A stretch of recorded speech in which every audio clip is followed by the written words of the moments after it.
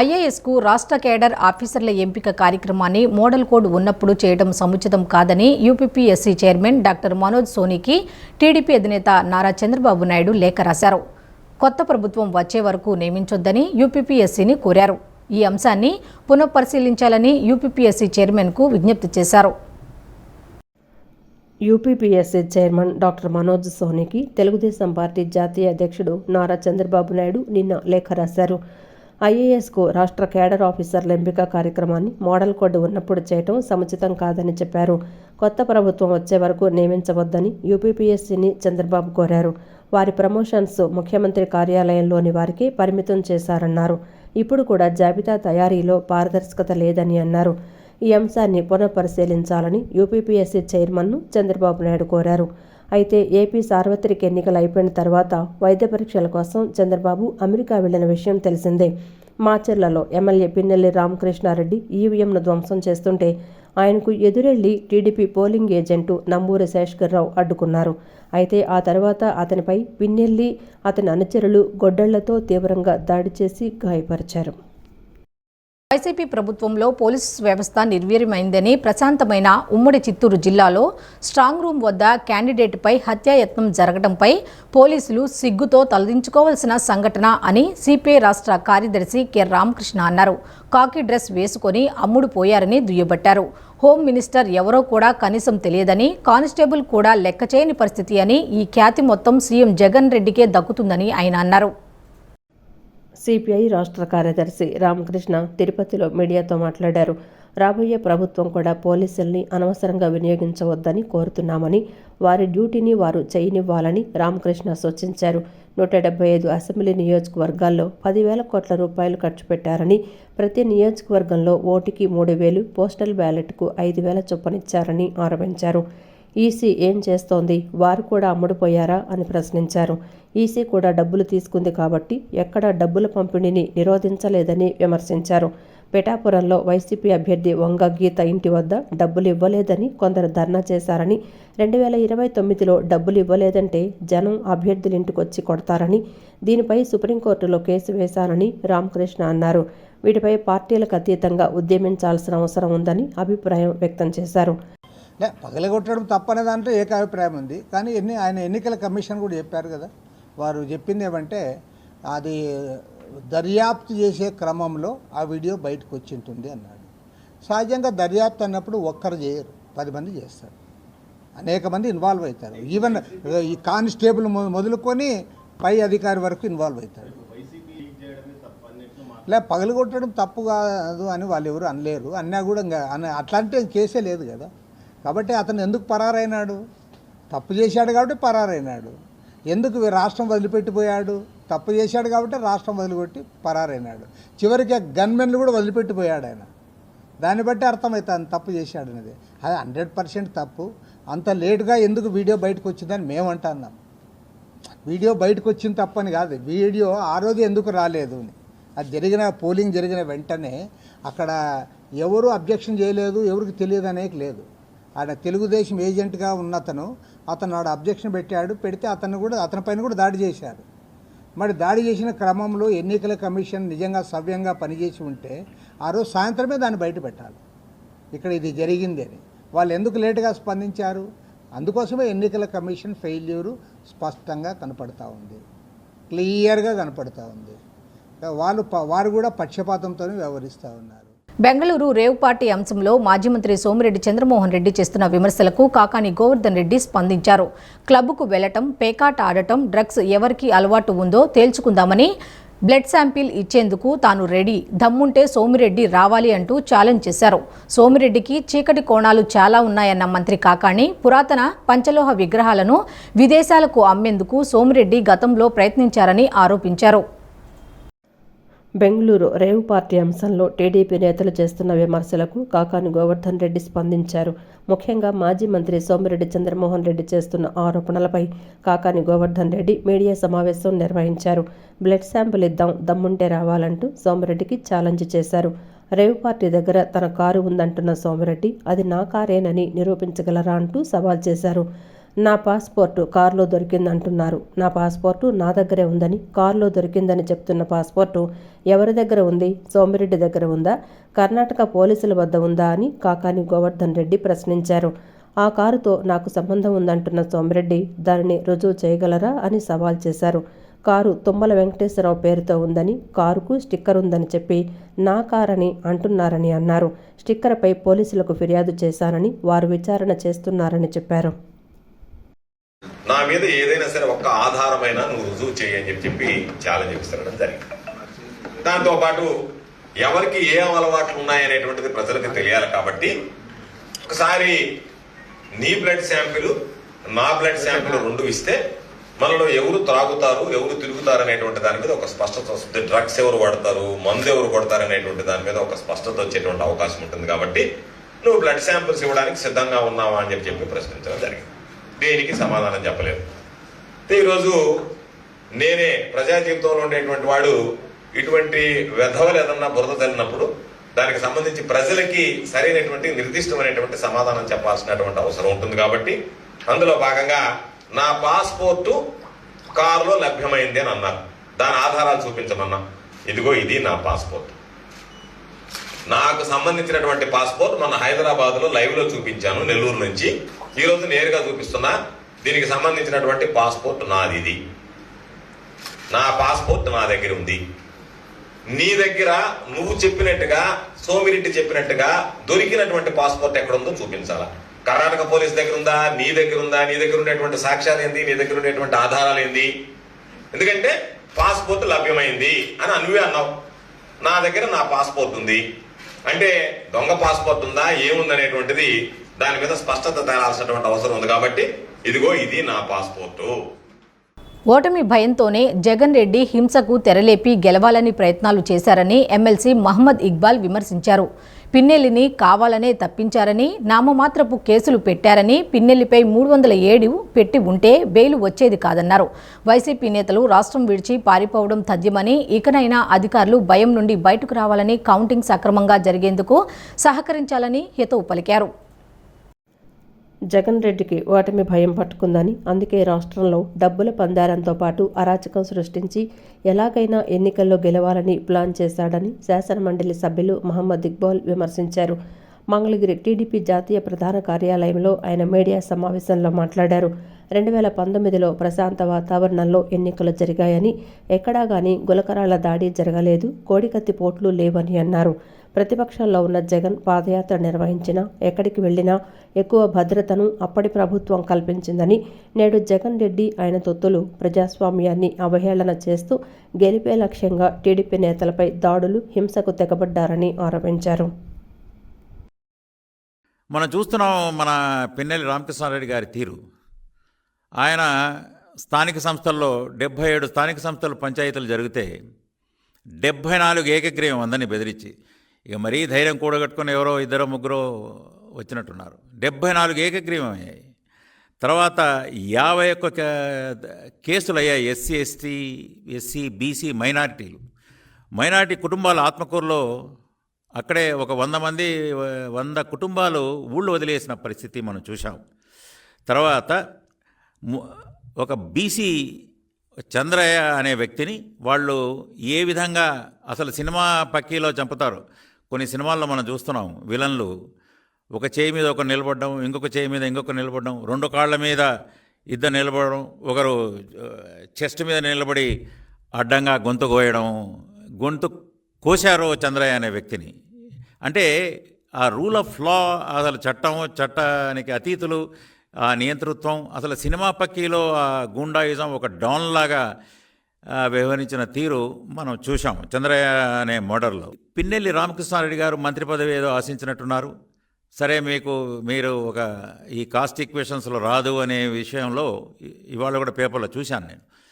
కానీ జగన్మోహన్ రెడ్డి గారు ఆయనకు ఫ్రీ హ్యాండ్ ఇచ్చారు. నాయనా, మీరు ఏ విధంగానైనా అతను ఆధిపత్యం సంపాదించుకో, డబ్బులు సంపాదించుకో, అది గ్రానైట్లా, తర్వాత సుమారుగా 2000 కోట్ల వరకు, అది గ్రానైట్ కానివ్వండి, మద్యం కానివ్వండి, ఇసుక కానివ్వండి, ఆ పక్కన బార్డరు మనకు ఈ తెలంగాణ బార్డర్ ఉంది కాబట్టి ఇక వాళ్ళ చెక్ పోస్టులే నడుస్తున్నాయనేది అక్కడ ఎవరిని అడిగినా అది కామన్ నాలెడ్జ్, అది ఎవరిని అడిగినా చెప్తారు. తెలుగుదేశంలో పార్టీ బాధ్యతలను నారా లోకేష్కు అప్పగించాలని ఆ పార్టీ నేత మాజీ ఎమ్మెల్సీ బుద్దా వెంకన్న డిమాండ్ చేశారు. సీఎంగా చంద్రబాబు నాయుడు ప్రమాణం చేసిన రోజునే ఈ కార్యక్రమం జరిగిపోవాలని అన్నారు. 3000 కిలోమీటర్లకు పైగా పాదయాత్ర చేసి పార్టీ పటిష్టానికి శ్రమించిన లోకేష్ కంటే అర్హుడు ఎవరని ప్రశ్నించారు. తాను చెబుతున్నది రిక్వెస్ట్ కాదని, డిమాండ్ అని అన్నారు. విజయవాడ వంటవంలోని తన కార్యాలయంలో టీడీపీ నేత మాజీ ఎమ్మెల్సీ బుద్దా వెంకన్న విలేకరుల సమావేశం నిర్వహించారు. సమావేశంలో ఆయన మాట్లాడుతూ ఈ ఎన్నికల్లో 130 స్థానాలు కూటమికి వస్తాయని ధీమా వ్యక్తం చేశారు.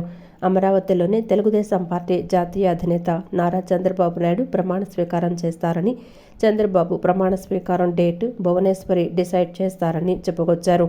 చంద్రబాబు ఆత్మకథలో తనకో పేజీ ఉంటుందని, టికెట్ కోసం రక్తంతో చంద్రబాబు కాళ్లు కడగలేదని ఆయన పేర్కొన్నారు. ఓడాక చాలామంది పార్టీ వదిలి పారిపోయినా తాను నిలబడ్డానని, పోరాటం చెయ్యని వాళ్లు బ్లాక్మెయిల్ చేసి టికెట్లు తెచ్చుకున్నారని, తమకు అన్ని అర్హతలున్న టికెట్లు రాలేదని వాపోయారు. తెలుగుదేశంలో పార్టీ బాధ్యతలను నారా లోకేష్కి అప్పగించాలని ఆ party leader Buddha Venkanna demand చేశారు. 100% 130 స్థానాల పైనే వస్తున్నాయి. చంద్రబాబు నాయుడు గారు అమరావతిలో ప్రమాణ స్వీకారం చేస్తారు. అయితే డేట్ అంటారా, వాళ్ళ ఫ్యామిలీ భువనేశ్వరి గారు సిద్ధాంతులకు చూపించి భువనేశ్వరి గారు డేటు ఫిక్స్ చేస్తారు.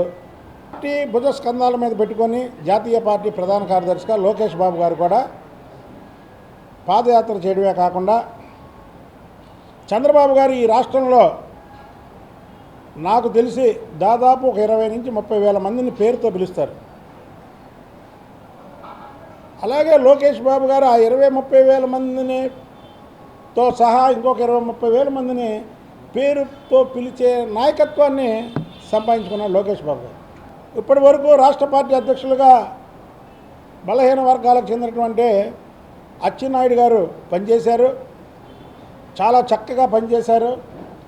ఆయన జైలుకి వెళ్ళొచ్చినా సరే ఎక్కడా భయపడకుండా ప్రభుత్వానికి ఇంకా గట్టిగా పనిచేశారు.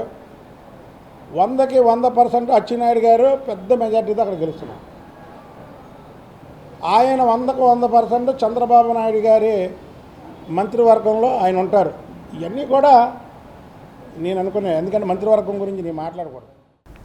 పిన్నెల్లి రామకృష్ణారెడ్డి అరాచకాలు ఒక్కొక్కటిగా ఇప్పుడు వెలుగులోకి వస్తున్నాయని టీడీపీ సీనియర్ నేత కనకమెడల రవీంద్ర కుమార్ విమర్శించారు. దేశంలో ఎక్కడా లేని రీతిలో హింస చోటు చేసుకున్నా అరెస్టులు చేయలేదన్నారు. ఈసీ అరెస్టు చేయాలని ఆదేశాలు జారీ చేసినా పోలీసులు జాప్యం చేశారని, హింసాత్మక చర్యలకు సహకరించి ఎన్నికల ప్రక్రియను అపహాస్యం చేశారన్నారు. మాచర్ల నియోజకవర్గం సమస్యాత్మక ప్రాంతమైన సరైన బందోబస్తు ఏర్పాటు చేయలేదని టీడీపీ సీనియర్ నేత కనకమెడల రవీంద్ర కుమార్ అన్నారు. దేశంలో ఎక్కడా లేని రీతిలో హింస చోటు చేసుకున్న అరెస్టులు చేయలేదన్నారు. ఈసీ అరెస్టు చేయాలని ఆదేశించిన పోలీసులు జాప్యం చేశారన్నారు. హింసాత్మక చర్యలకు సహకరించి ఎన్నికల ప్రక్రియను అపహాస్యం చేశారన్నారు. తెలుగుదేశం పార్టీ ఏజెంటు నంబూరిపై హత్యాయత్నం చేసిన కేసు లేదని, కౌంటింగ్లో నిష్పక్షపాతంగా వ్యవహరిస్తారా అన్న అనుమానం కలుగుతోందన్నారు. రాష్ట్రంలో పలువురు అధికార దుర్వినియోగానికి పాల్పడి అధికార వైఎస్ఆర్ కాంగ్రెస్ పార్టీకి సహకరించే విధంగా వ్యవహరించారన్నారు. ఈ ఎన్నికల్లో ఆంధ్రప్రదేశ్లో జరిగినంత అధికార దుర్వినియోగం, అక్రమాలు, హింసాకాండ మరే రాష్ట్రంలో లేదన్నారు. పిన్నెల్లిని అరెస్టు చేసి ఎన్నికల్లో పోటీకి అనర్హుడిగా ప్రకటించాలన్నారు. కౌంటింగ్కు సిఈసి రాష్ట్రంలో ప్రత్యేక చర్యలు చేపట్టాలని, భద్రతా చర్యలను స్వయంగా ఎన్నికల కమిషనే పర్యవేక్షించాలని కనకమెడల డిమాండ్ చేశారు. వైసీపీ సీనియర్ నేత కడియాల బుచ్చిబాబు జన్మదిన వేడుకలు భారతీనగర్లో ఘనంగా జరిగాయి. వైసీపీ కార్పొరేటర్లు, నాయకులు, కార్యకర్తలు, పలువురు ప్రముఖుల సమక్షంలో ఈ వేడుకలను నిర్వహించారు. ఈ సందర్భంగా పలువురు నాయకులు బుచ్చిబాబుకు సంబంధించి జన్మదిన శుభాకాంక్షలు తెలిపారు. వైసీపీ కార్పొరేటర్లు, కార్యకర్తలు, ప్రముఖులు తదితరుల సమక్షంలో వైసీపీ సీనియర్ నేత డి ఛానల్ ఎండి కడియాల బుచ్చిబాబు జన్మదినోత్సవ వేడుకలు భారతీనగర్లో ఘనంగా జరిగాయి. కార్యకర్తలు, అభిమానులు ఏర్పాటు చేసిన కేకులను కడియాల బుచ్చిబాబు కట్ చేశారు. డి ఛానల్ మేనేజర్ కాంతారావు సమక్షంలో ఆయన కేక్ కట్ చేశారు. అనంతరం డి ఛానల్ స్టాఫ్ బుచ్చిబాబుకి జన్మదిన శుభాకాంక్షలు తెలియజేశారు. ఈ సందర్భంగా ఆయన మాట్లాడుతూ నిరంతరం ప్రజాసేవ చేసేందుకే తన సమయాన్ని కేటాయించడం జరిగిందన్నారు. కార్యక్రమానికి విచ్చేసిన అందరికీ ఆయన ప్రత్యేక కృతజ్ఞతలు తెలిపారు. ఎన్నికల్లో వైసీపీ విజయం సాధించడం, తిరిగి అధికారంలోకి రావటం ఖాయమన్నారు. తూర్పులో అవినాష్ విజయం తథ్యమన్నారు. నియోజకవర్గ ప్రజలకు ఎప్పుడు ఎలాంటి అవసరం వచ్చినా తాను అన్ని విధాలుగా సహకరించడానికి సిద్ధంగా ఉన్నట్లు చెప్పారు. సీఎం జగన్ మరింతగా ప్రజా సంక్షేమ పథకాలను అమలు చేసి రాష్ట్రాన్ని మరింతగా అభివృద్ధి చేస్తారని బుచ్చిబాబు ఆశాభావం వ్యక్తం చేశారు. వైఎస్ఆర్సీపీ పార్టీ అభిమానులు, నా స్నేహితులు, విజయవాడ వైఎస్ఆర్సీపీ పార్టీ నాయకులు, కార్యకర్తలు అందరి మధ్య జరుపుకోవడం సంతోషంగా ఉంది. రాబోయేది మళ్ళీ జగన్మోహన్ ముఖ్యమంత్రిగా ప్రమాణ స్వీకారం చేస్తారు. రాబోయేది వైఎస్ఆర్ పార్టీ. ఎవరెన్ని చెప్పినా కానీ ఈ నియోజకవర్గంలో అవినాష్ గారు గెలుస్తాడు, రాష్ట్రంలో జగన్ గారు గెలుస్తారని చెప్పి మళ్ళీ రాష్ట్రం సుస్థిరంగా అందరికీ ఆమోదయోగ్యంగా పరిపాలిస్తారని చెబుతూ మీ అందరూ తెలుస్తారు. జూన్ 4వ తేదీన వెలువడనున్న ఎన్నికల ఫలితాల నేపథ్యంలో వైసీపీ చేసిన ట్వీట్ ఇప్పుడు చర్చనీయాంశంగా మారింది. చంద్రబాబును ఉద్దేశిస్తూ వైసీపీ సీనియర్ నేత విజయసాయి రెడ్డి ఆశ్చర్యకరమైన ట్వీట్ చేశారు. టీడీపీకి రాబోయేది 4 సీట్లు మాత్రమే అంటూ చంద్రబాబుపై జాలేస్తుందంటూ ఎక్స్లో పోస్ట్ చేశారు. వైసీపీ సీనియర్ నేత, నెల్లూరు పార్లమెంట్ అభ్యర్థి విజయసాయి రెడ్డి ఆశ్చర్యకరమైన ట్వీట్ చేశారు. ఈ ఎన్నికల్లో టీడీపీ 4 స్థానాలలో గెలుస్తుందంటూ ఇండైరెక్ట్గా చెప్పారు. గతంలో టీడీపీ 23 మంది వైసీపీ ఎమ్మెల్యేలను కొనుగోలు చేసిందని, అందుకే 2019లో 23 స్థానాలకే పరిమితమైందని గుర్తు చేశారు. ఎన్నికల ఫలితాలు కూడా అప్పుడు 23వ తేదీన విడుదలయ్యాయని చెప్పారు. ఈసారి తమ ఎమ్మెల్యేలు అయిన 4 కోటంరెడ్డి, ఆనం, మేకపాటి చంద్రశేఖర్ రెడ్డి, ఉండవల్లి శ్రీదేవులను చంద్రబాబు కొన్నారని, ఫలితాలు కూడా 4వ తేదీన విడుదలవుతున్నాయి అంటే టీడీపీ ఎన్ని సీట్లు వస్తాయో తాను చెప్పాల్సిన అవసరం లేదన్నారు. ఈ లెక్కన నువ్వు 4 స్థానాలకే పరిమితం కాబోతున్నావని తెలిసి నీ మీద జాలేస్తోందంటూ చంద్రబాబును ఉద్దేశించి ట్వీట్ చేశారు. కాగా ఇప్పుడు ఆ ట్వీట్ ఆసక్తికరంగా మారింది. విజయసాయిరెడ్డి చెప్పినట్లు 4 ఎమ్మెల్యేలు టీడీపీ తీర్థం పుచ్చుకున్నారు. ఫలితాలు కూడా జూన్ 4వ తేదీనే విడుదల కానున్నాయి. అయితే ప్రజల తీర్పు ఎటువైపు అన్నది స్పష్టంగా తెలిసేది ఫలితాలలోనే. ఎవరి వైపు ప్రజలు మొగ్గు చూపారు, ఏ పార్టీకి ఎన్ని సీట్లు ఇస్తారు అనేది మరికొద్ది రోజుల్లోనే తెలవనుంది. కంచికామకోటి పీఠాన్ని అధిరోహించిన శ్రీ చంద్రశేఖరేంద్ర సరస్వతి స్వామివారి జయంతి కార్యక్రమాన్ని నున్న సమీపంలోని చినకంచి దేవస్థానంలో వైభవంగా నిర్వహించారు. ఈ సందర్భంగా ఉదయం నుండి 11 మంది ఋత్వికులతో మహాన్యాసపూర్వక ఏకాదశ రుద్రాభిషేకం జరిపించారు. అనంతరం 1,00,000 మల్లె పువ్వులతో అర్చన జరిపారు. నీరాజన, మంత్ర పుష్పాదులతో ప్రత్యేక పూజలు, అభిషేకాలు, అర్చనలు నిర్వహించారు. భక్తులు వేకువజాము నుంచే తరలివచ్చి ఈ పూజా కార్యక్రమంలో పాల్గొన్నారు. 10 మంది వేద పండితులచే సంపూర్ణ కృష్ణ యజుర్వేద పారాయణ చేయగా భక్తులు కూడా ఈ కార్యక్రమంలో భాగస్వాములయ్యారు. మధ్యాహ్న సమయంలో సంగీత కచేరీ నిర్వహించగా భక్తులు ఆద్యంతం ఈ కార్యక్రమాన్ని వీక్షించారు.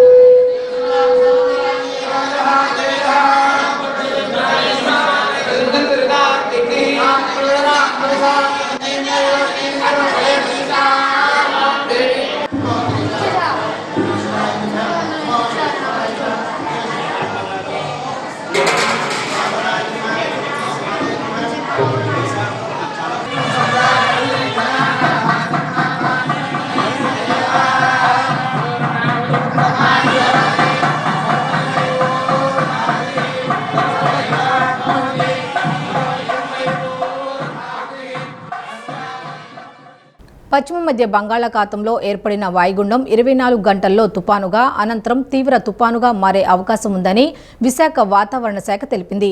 తుఫానుకు రేమాల్గా నామకరణం చేశారు. ఈశాన్య దిశగా కదిలి బంగ్లాదేశ్ తీరంలో 27వ తేదీ అర్ధరాత్రి దాటాక తీరం దాటే అవకాశం ఉందని వెల్లడించారు.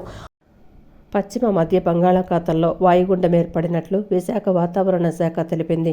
24 గంటల్లో తుఫానుగా మారి అనంతరం తీవ్ర తుఫానుగా మారే అవకాశం ఉందని వెల్లడించింది. ఈ తుఫానుకు రేమాల్గా నామకరణం చేసినట్లు విశాఖ వాతావరణ శాఖ అధికారి డాక్టర్ సునంద తెలిపారు. తుఫాను ఈశాన్య దిశగా కదిలి బంగ్లాదేశ్ తీరంలో 27వ తేదీ అర్ధరాత్రి దాటాక తీరం దాటే అవకాశం ఉందని వెల్లడించారు. ఒడిశా, బెంగాల్, బంగ్లాదేశ్పై తుఫాను ప్రభావం చూపుతుందని తెలిపారు. మధ్య బంగాళాఖాతంలోకి మత్స్యకారులు వెళ్లవద్దని హెచ్చరించారు. పోర్టుల్లో ప్రమాద హెచ్చరికలు జారీ చేసినట్లు సునంద తెలిపారు. ఈ రేమాల్ తుఫాను ప్రభావం రాష్ట్రంపై ఉండదని, అత్యధిక ఉష్ణోగ్రతలు కొనసాగుతాయన్నారు.